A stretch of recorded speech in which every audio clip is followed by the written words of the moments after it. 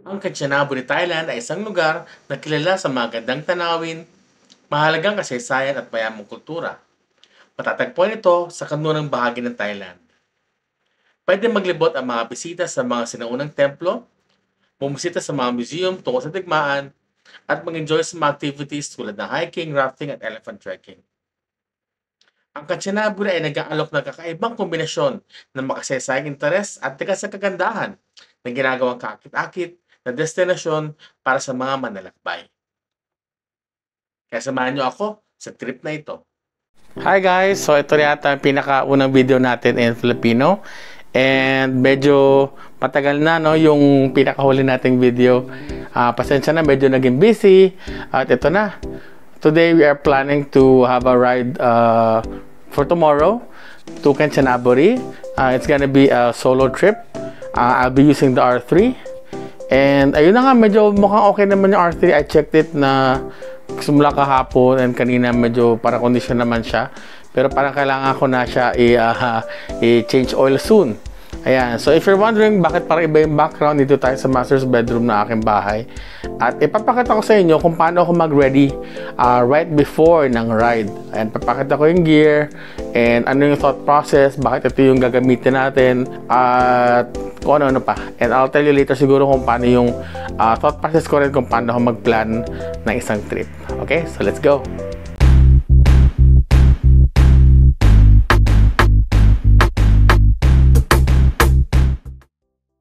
Okay, so ito na, overview muna ng ating mga gamit and general items na gagamitin.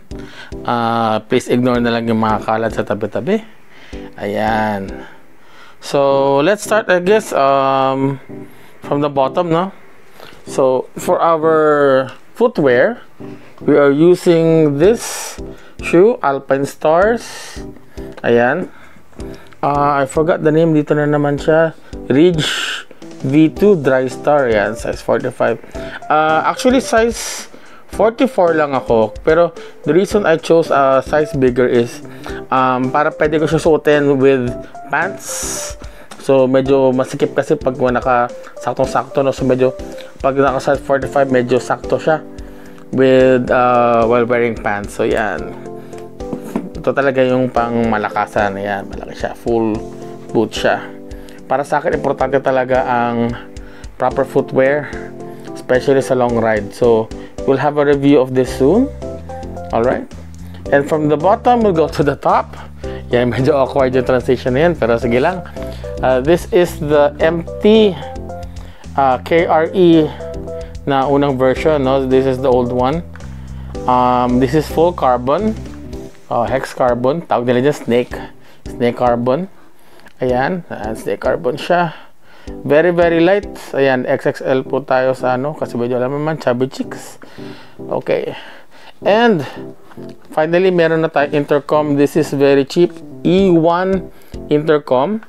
Although wala naman tayong back ride, no? Pero I use intercom mostly for playing music and also for navigation mostly. Yan. So, napakaganda niya, napakagaan.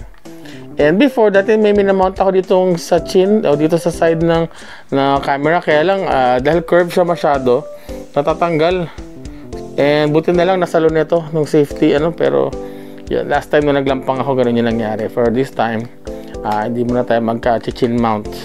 No? Ayan, so this is good. Next would be our pants. Riding pants. Ang kakaiba na sa pants na to ay ito ay made of stretchy fabric. Yeah, stretchy fabric siya. I got this Srinagarindha Night Market. Ang problem lang naman dito, since medyo mura siya, wala siyang, mukha lang siya may inserts, no? Pero wala siyang inserts for armor. Pero ideally, dapat meron. Siguro, papatahian natin, no? Para malagyan siya ng inserts. So, wala siyang armor. Yun lang yung problema niya. So, hopefully soon, maka-CE2 armor tayo sa pants. Alright, next up ay ang ating gloves. For daily drives, I usually use Komine gloves. But for long drives, I use this Red Dragon all-leather gloves. For one thing, mas magaan siya. Mas simple yung construction niya. Ang ayoko lang dito, although kung titingnan mo, iba yung sa fingertips na, di ba? Parang ito iba, saka dito. Parang meant ata to for touch. Pero hindi siya nag-work sa phone ko. Hindi ko lang bakit. Kaya pa nagsaset ako ng route, sineset ko siya sa stopover. Yun. Pero otherwise, this is very good. Napakagaan niya, comfortable. Pero I'm planning to get Alpine Stars na yung longer na gloves. Kasi ito, medyo alanganin siya dito sa sleeve neto. So kailangan ko na medyo mas malaki-laki na naka-flare. Naka-flare siguro para ma-shoot natin itong sleeve ng jacket. Speaking of jackets, we have our Vemar, V-E-M-A-R yung spelling niya, na jacket. Na subok na ito. Lampang trip. Ayan, napaka-cool niya. Parang meron siyang mesh type, no? Tapos yung special feature niya dito, meron pang compass, yung kanyang zipper. Tapos sa loob meron siyang armor. Ito, ayan, may armor siyang ganyan, pero hindi pa siya yung sa CE2. Ito yung regular lang na foam armor. Meron yan sa shoulder pads dito, hindi lang halata, at saka dito sa arm dito. Medyo madumi, pasensya na. Ayan, naitagal kasi na-stock sa closet. Ayan, meron yan. Next, syempre, while wearing the helmet, para di rin pawis-pawis, saka kontrasunog, where I'm always wearing a full face balaclava. Ayan. Kasi naobserbahan ko lang before, I used na ano lang yung tawag dito sa skull cap lang. Kaso nangyayari, nasusunog yung mukha ko pag long drive.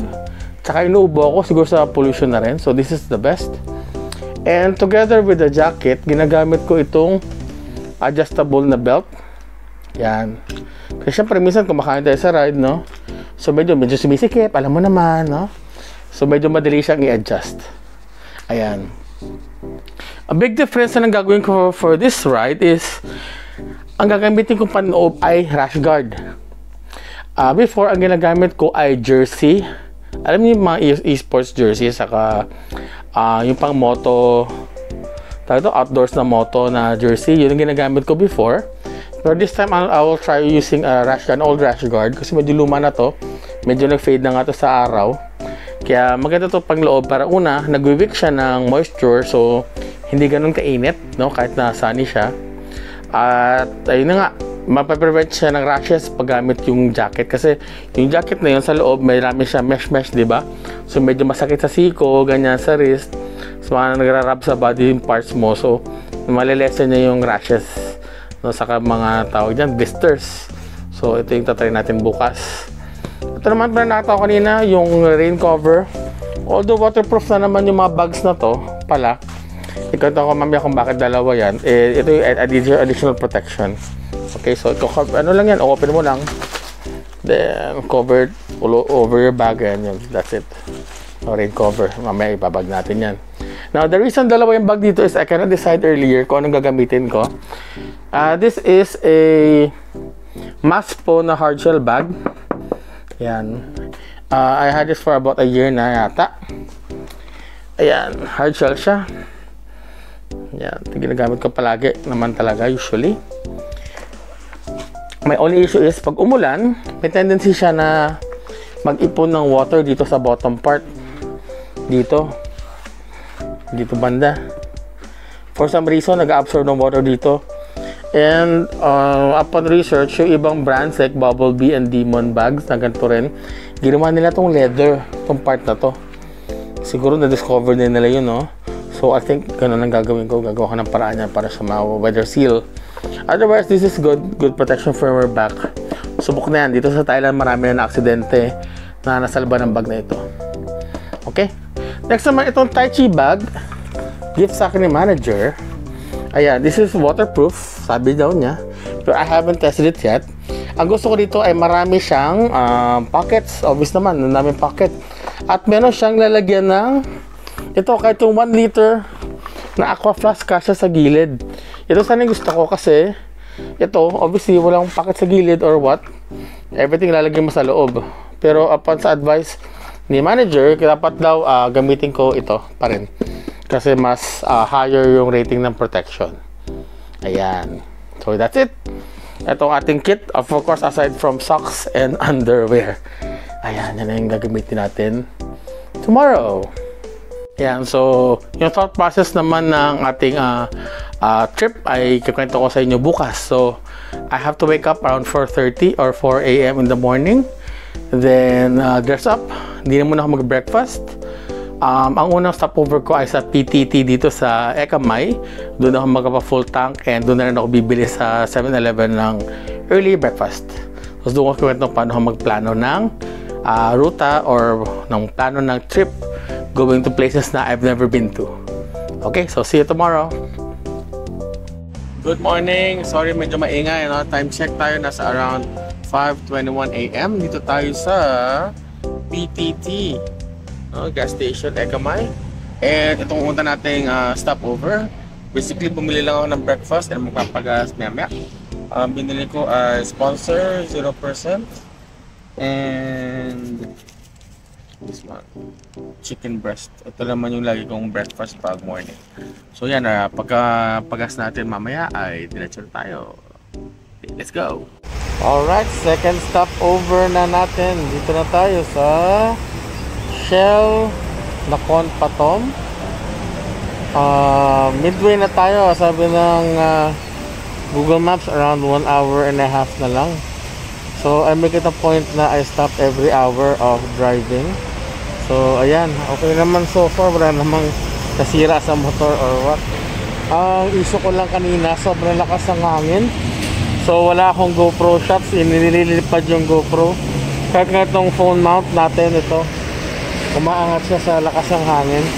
Medyo mahangin talaga today. Maganda lang, cool, no? Masarap magbiyahe. Ayan, so pakita ko lang yung stopover dito. And siguro toilet na lang ako bago umalis. Ayan, meron naman sila ditong select. Parang 7-Eleven. I-check ko rin kung kailangan na magpagas, pero feeling ko hindi pa. Nagpa-full tank naman tayo kanina. Tapos meron din sila dito ample parking, para may park pa nga doon. Ayan, meron yung food court. Siyempre ito yung toilet nila. Medyo maganda yung toilet nila dito sa Thailand. Ayan, so maya bebehin na tayo. At ibabag ko rin yung, yung GoPro nasa bulsa ko lang. Kasi natatanggal nga siya, nililipad itong part na to. Parang umaganon, nadadala siya ng hangin. Ayun, pahinga na tayo sa bit. And then we'll go back to riding. Start na ngayon sa third stopover. Just sa Kanchanaburi na tayo. We are at a 7-Eleven. At may nabili akong chicken and sticker rice. And ayan, so 7-Eleven. And then I'll show you the surroundings in a bit. Ayan, so malaki rin tong PTT na to, pero basic lang siya. Pero meron dito cafe Amazon. Yeah, so ayoko naman mag-coffee pag nagda-drive kasi nga yung alanganin nakakaihi, no? So right after eating and resting, we'll go back. So ang first pupuntahan natin ay ang Ancient Ruins. So mga 30 minutes na lang down from here. Minsan iniisip ko kung ito ba ay solo trip o food trip, di ko na alam. Pero I'm trying to enjoy this piece of chicken. Napakamura lang. I paid around 50 baht. 2-piece chicken na siya, tapos meron na siyang sticky rice na ganito. Ayan, so napakamura. Mas mura pa sa Jollibee. Masarap pa. So yeah, see you later. Hugas muna tayo ng kamay. Head and shoulders to sa shallow.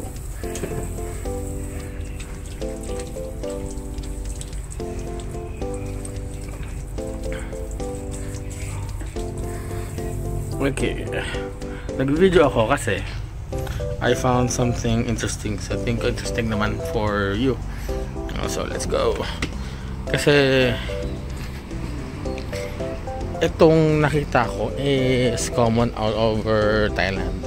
Yan, lagi may scale sa mga lugar-lugar. Actually, kanina rin sa entrance ng 7-Eleven meron, no? And I was thinking, siguro, what if, siguro na what if pa. What if sa Pilipinas ganun din, no? I think hindi siya papatok kasi alam mo naman sa Pilipinas medyo judgmental yung mga Pinoy, no? I don't think na titimbang sila in public. Ito, papunta na tayo sa timbangan. I think pakita ko lang na may timbangan dito, dalawa sa isang gas station. Yan o. Yan, meron na naman, di ba? So medyo health conscious kasi yung mga Thai people, I think, kaya ganon, and they don't care. Kanina kumakain ako sa gilid lang, okay lang sa kanila, sa lampake. Kahit ito, nag-vlog ako, wala silang pakialam. Anyway, dito na tayo sa motor. I'm going to the ancient ruins in a bit. Okay, see you. Ayan, it's now 9 o'clock. I'm finally here. Kanchanaburi Ancient Ruins. Kung nasaan ang ruins, actually, karat-karat pala siya. Andito yung isa. Ayan, yung isa. Tapos, yung may dalawa pa, ayun dun banda. Ayan, saka dito sa likod ko. Ayan, so medyo karat-karat siya. Tapos kita nyo tumama to, mga aso. Ayan, so mamaya lalakad tayo pumunta ron. Let's go! Ayan, so we are approaching one of the ruins. Hindi ko alam kung tama ba yung dinaanan ko, pero inawasan ko kasi yung mga doggy doon. So dito tayo dadaan sa medyo smelly na path. Kasi parang may mga pupo ng mga baka. Pero wala naman nakikita ang baka. Anyway, that's expected kasi nasa gitna tayo ng field, no? Ito na. Let's go. Basa pala dito. Sige, waterproof naman natin boots. Squishy. Yeah, squishy. According to Google Maps, isa tong temple, ancient temple. I'll put the name later below in the video. Ayan. So, naka-tie yung inscription. So, but this is an ancient temple. Ayan, lakarin natin. Ayan, so bitbit ko yung helmet pa rin kasi mahirap na mag-iwan. Pag yun nawala, pagbalik natin, hindi tayo makaka-uwi. Medyo flooded yung tempo. Kasi hindi tayo makalapit. Pero pwede ata doon banda medyo malawag. Ayan na siya.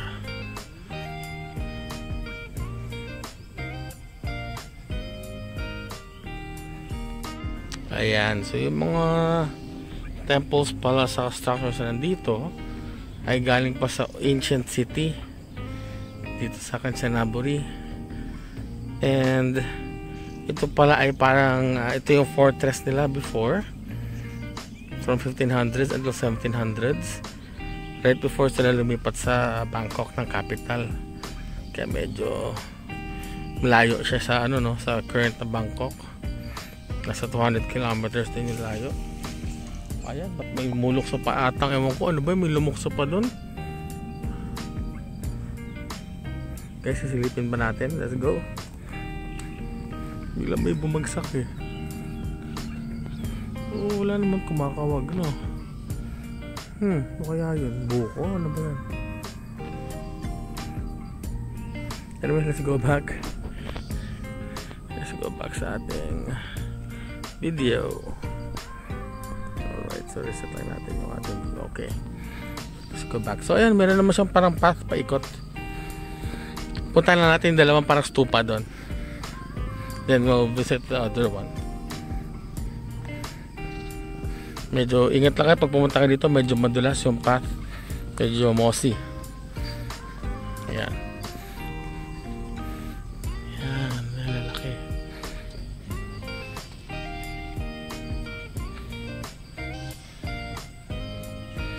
Okay, so gawa lang tayo ng B-roll. Let's go.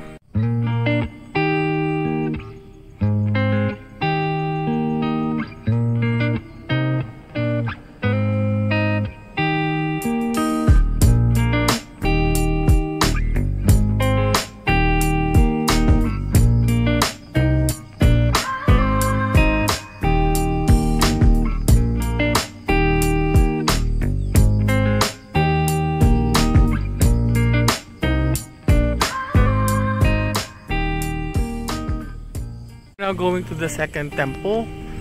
At syempre, hindi talaga to sikat na tourist spot. Kasi compared to Ayutthaya, medyo maliliit yung ruins dito. Saka medyo, if you notice, hindi siya commercial na area. No? Medyo malayo din to sa city. Actually, yung city center nila, hindi rin talaga siya parang city. So, parang town lang. Tapos, may mga stores. Ganyan. Kaya okay din kasi parang narentahan ko yung buong lugar. Kaya wala ka tao-tao. Ako lang. Yung mga aso lumipat na doon sa kabilang side. Nandun na sila. Kaya punta tayo second temple. Hindi ko lang alam kung saan yung path. So, naikot ko na dito yung paligid. Bad news, hindi natin mapupuntahan yung second temple kasi basa yung paligid at medyo malalim siya.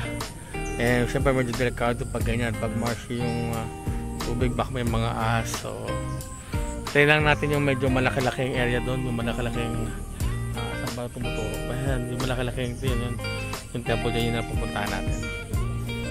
So, ayan, we have to cross the scenic road to go to the next one, and I guess basa na naman nga. Ayan, basa na naman siya. I think we can go there at least, parang may platform doon yung tayo mag-picture at least. Yan. So yun yung maganda nilang stupa, medyo malaki pa siya, tapos may malaking tree right in the middle. Napunta ko muna yung platform. This is the platform, kaya lang buhangin siya. Ayan, kasi paano nga, basa yung paligid. I think we can go there pero parang basa the whole way. So I think I'll just stay here. Ayan. Napakaganda ng lugar. Ayan, paminsan-minsan may dumadaan ang sasakyan. Ayan, minsan-minsan may ganyan. Siguro try ko mag-go closer and then B-roll muna tayo. Let's go!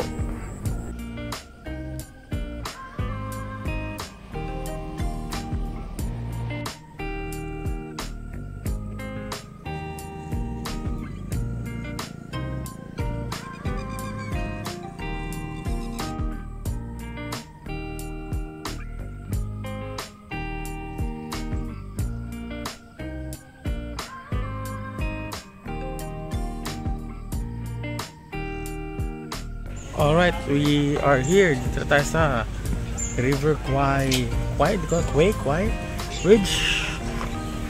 And entrance here is for free.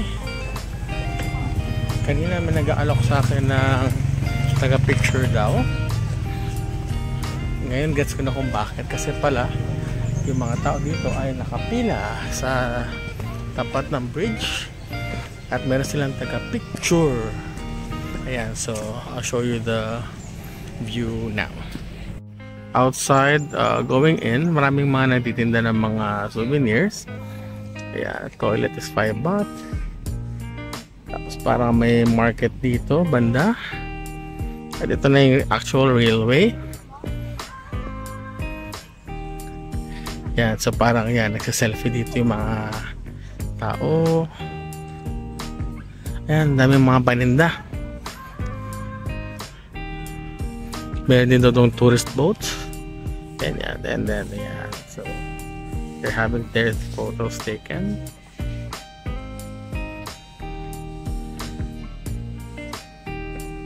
And we also have, yeah, there's a lot of people taking their photos. So siguro hindi tayo makakalapit doon. Sabi kasi talaga nila. Ayan, ang dami-daming turista today. Ayan, meron doon nakalagay na history kung bakit unforgettable itong bridge na ito. Dahil maraming namatay nung pinagawa ito ng mga Japanese. Ang daming mga, sabihin natin, mga prisoners of war na namatay. So ito, more than 100,000 Asian laborers and allied prisoners ang namatay dito dahil para lang magawa ito. So, ito may mga bomb din na details. So I wonder paano kaya itsura ito paggabi, no? May mga mumu ba dito or what? I don't know. Pero try natin lumapit doon.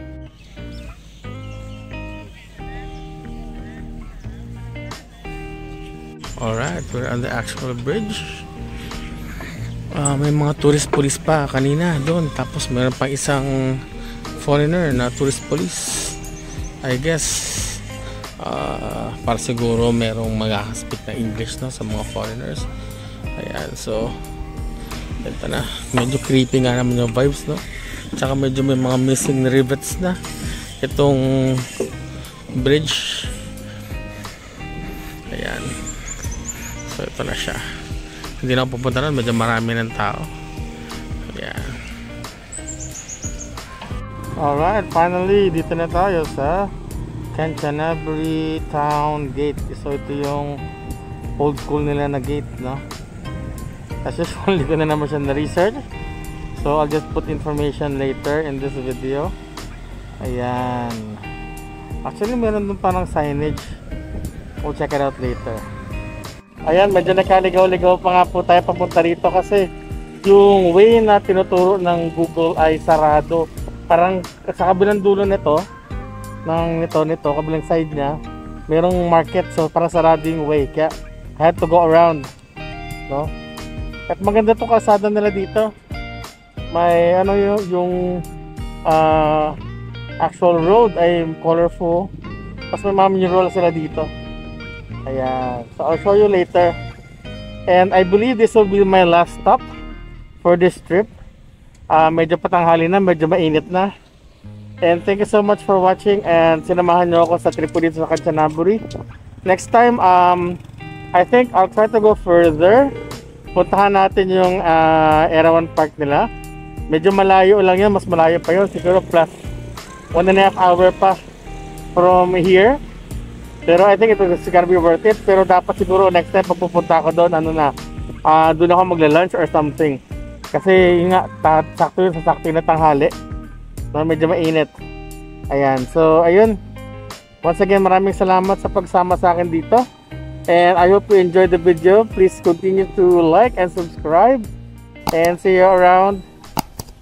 Goodbye everyone.